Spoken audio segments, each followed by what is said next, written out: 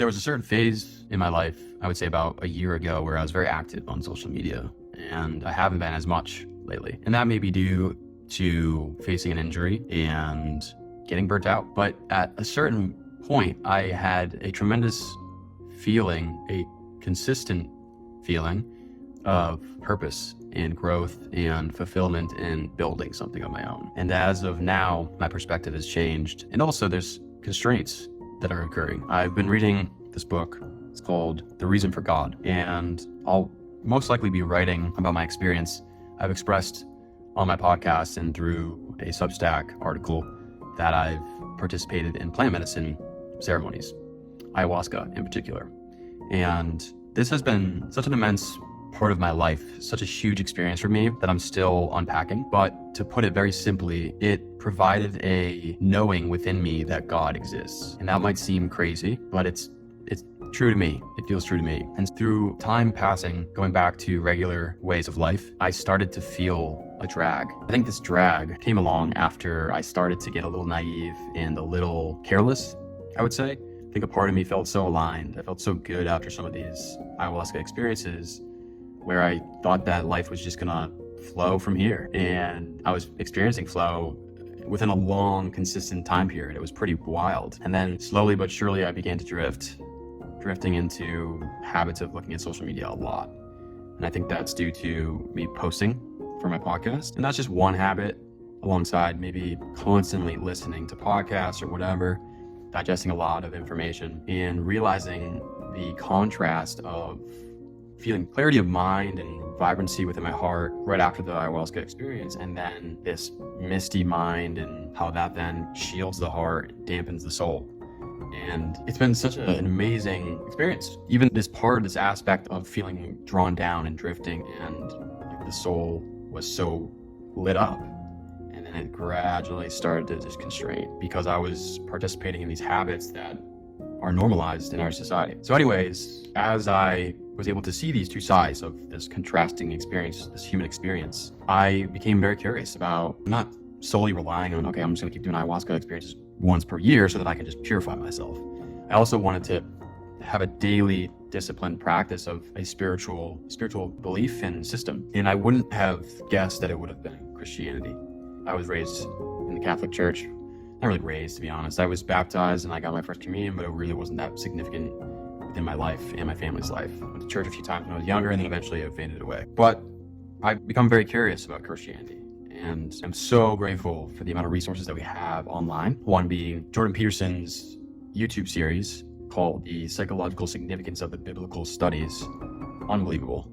This book called The Reason for God by Timothy Keller is a chapter that I have been reading, and it's been blowing my mind because everything in my life, every moment for the most part, my aim and orientation of my character and being has been on a finite value. So if you're not spiritual or believe in God, you still worship something, believe it or not. You may not realize it, but you do. So some people may be AI worshipers, or people worship the next Apple product.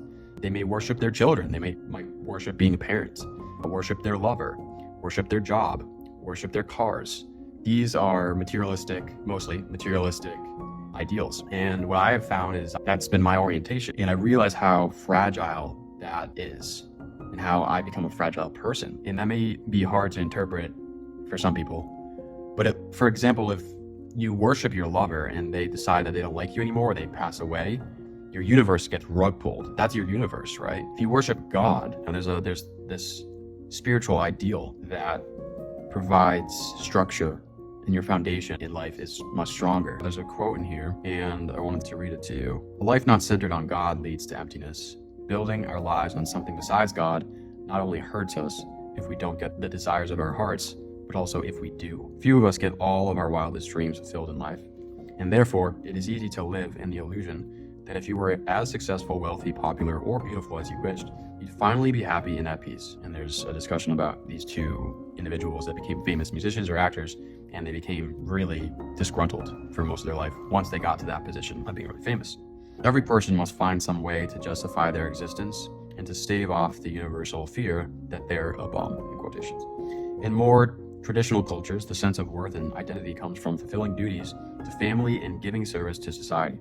In our contemporary individualistic culture, we tend to look to our achievements, our social status, our talents, or our love relationships. There are an infinite variety of identity bases. Some get their sense of self from gaining and wielding power, others from human approval, others from self-discipline and control. But everyone is building their identity on something. Tim quotes, "Identity apart from God is inherently unstable. Without God, our sense of worth may seem solid on the surface, but it never is. It can desert you, and I referred to this before about if you worship being a parent." Gets a quote from this individual by the name of Thomas Oden, who writes, "Suppose my God is sex, or my physical health, or the Democratic Party. If I experience any of these under genuine threat, then I feel myself shaken to the depths. Guilt becomes neurotically intensified to the degree that I have idolized finite values. Suppose I value my ability to teach and communicate clearly. If clear communication has become an absolute value for me, a center of value that makes all my other values valuable, then if I fail in teaching well, I am stricken with neurotic guilt. Bitterness becomes neurotically intensified when someone or something stands between me and something that is my ultimate value. If anything threatens your identity, you will not just be anxious, but paralyzed with fear. If you lose your identity through the failings of someone else, you will not just be resentful, but locked into bitterness. If you lose it through your own failings, you will hate or despise yourself as a failure as long as you live. Only if your identity is built on God and His love can you have a self that can venture anything, face anything. There's no way to avoid this insecurity outside of God. Even if you say, I will not build my happiness or significance on any one or thing, you will actually be building your identity on your personal freedom and independence. If anything threatens that, you will again be without a self. An identity not based on God also leads inevitably to deep forms of addiction. When we turn good things into ultimate things, we are, as it were, spiritually addicted. If we take our meaning in life from our family, our work, a cause, or some achievement other than God, they enslave us. We have to have them. St. Augustine said that our loves are not rightly ordered. He famously said to God, our hearts are restless until they find their rest in Thee. If we try to find our ultimate rest in anything else, our hearts become dislocated out of joint. The good things that enslave us are good things that deserve to be loved. But when our heart loves become inordinate, then we fall into patterns of life that are not unlike substance addiction. As in all addiction, we are in denial about the degree to which we are controlled by our God substitutes. And inordinate love creates inordinate, uncontrollable anguish if anything goes wrong with the object of our greatest hopes. This book is unbelievable. It's really provided. The title is The Reason for God. Reason. Essentially finding rational ways and proofs and knowledge. What he quotes in here is there's no airtight proof that God exists. There's no provable way to show that God exists, but there's also no provable way to show that He doesn't exist. And so he provides a lot of ways of thinking and reason and rationality to show clues and knowledge, and then also talks about the Bible and the consequences from a personal and social aspect of worshiping something other than God or a higher power. When I did ayahuasca, I had no spiritual tradition or culture to immerse into. Really, there's no structure. And so anyways, I'm exploring Christianity, and pretty interesting to see that there is a rise of Christianity becoming more adopted within the world. Some of the statistics in China is pretty crazy. It's a communist regime, but I think I saw 30 to 40% of the Chinese citizens are starting to believe in Christianity as a whole.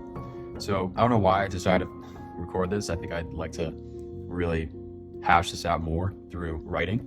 It's probably going to be a long article, and honestly, it's going to be helpful for me to order my psyche and mind, but if anybody finds value in it, that's awesome as well. So have a great day. Love you.